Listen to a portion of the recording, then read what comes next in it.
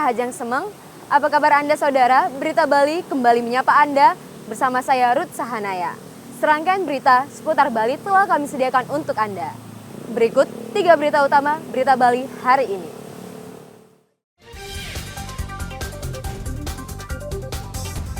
Polisi menembak penjamret yang kerap mengincar warga negara asing.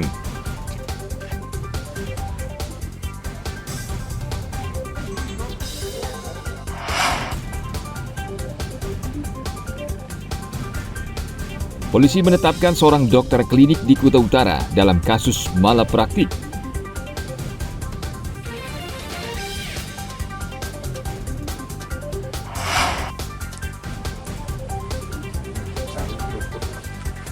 Nikmati kelezatan ayam guling di warung tepi sungai Kota Denpasar.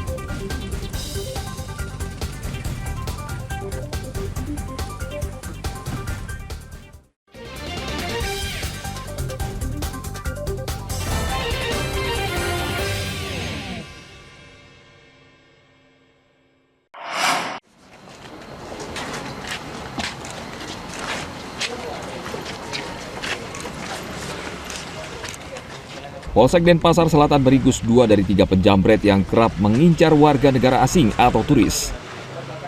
Ini adalah salah satu bukti rekaman kamera CCTV yang memperlihatkan aksi kedua pelaku yang menjamret korbannya di Jalan Kesari Sanur, Denpasar Selatan pada 17 Oktober lalu.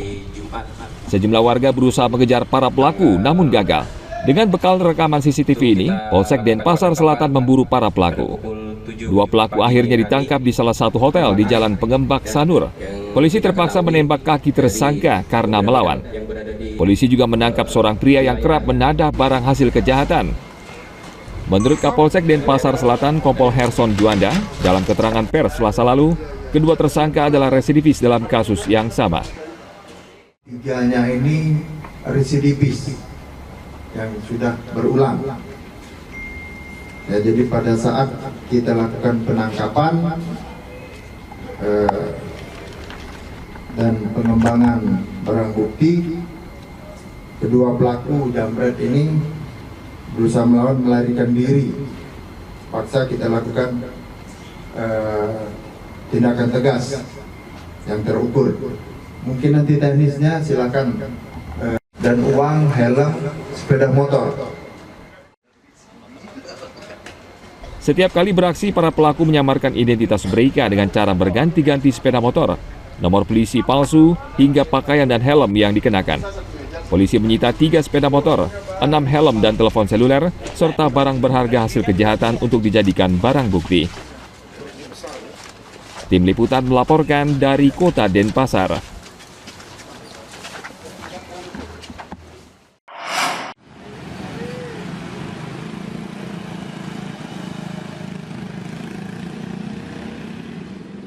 Kasus malpraktik belum lama ini terjadi di salah satu klinik kesehatan di kawasan Tibu Benang, Kuta Utara.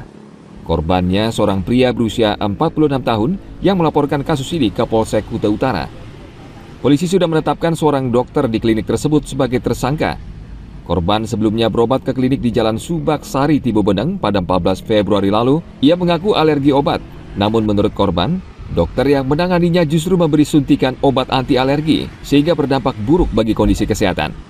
Kepala Seksi Humas Polsek Kuta Utara Ibtu Iwayan Suloka mengatakan, polisi sudah mendengarkan keterangan ahli dan tindakan dokter tersebut tidak sesuai dan membahayakan nyawa korban.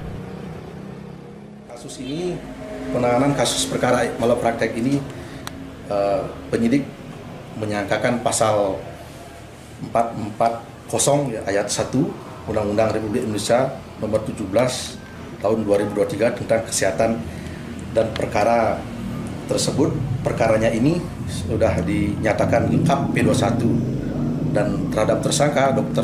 SOM sudah dilimpahkan ke Kejaksaan Negeri Badung pada tanggal 18 September 2024. Pemprov Bali saat ini tengah mengawasi dengan serius aktivitas klinik di Badung karena merupakan tanggung jawab Dinas Kesehatan Provinsi sebagai lembaga pengawas. Kalau pengawasan izin operasional klinik itu di wilayah kerja Dinas Kabupaten Kota. Apabila ada aduan dari masyarakat, kita umpamanya masuk media, kita akan turun bersama tim dari Dinas Kabupaten Kota. Polsek Kuta Utara menjerat tersangka dokter berinisial SOM dengan Undang-Undang Kesehatan. Saat ini penyidik Kejaksaan Negeri Badung tengah memeriksa berkas perkara agar segera dilimpahkan ke pengadilan. Dan untuk sementara aktivitas klinik berinisial HM yang berlokasi di Jalan Subaksari, Tibu Benang Kuta Utara dihentikan.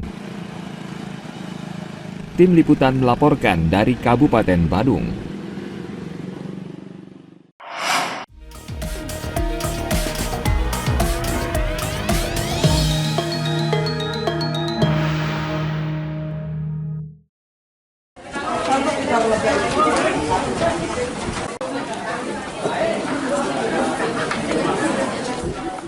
Komisi Pemilihan Umum KPU Kota Denpasar mulai melipat surat suara untuk pembelian kepala daerah dalam pilkada serentak.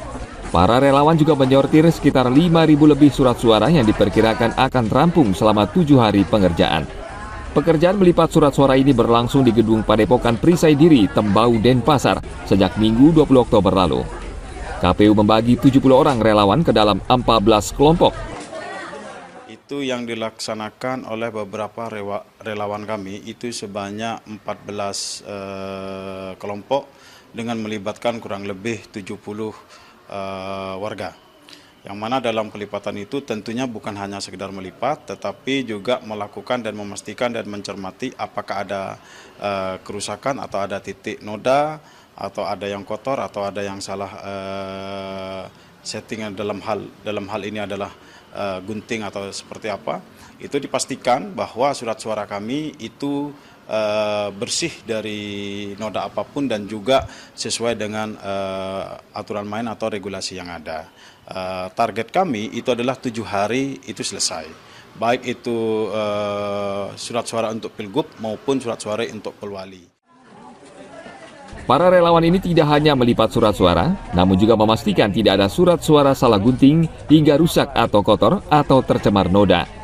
Jika ada yang rusak, relawan akan memilah dan memisahkannya, lalu membuat laporan untuk pergantian yang baru.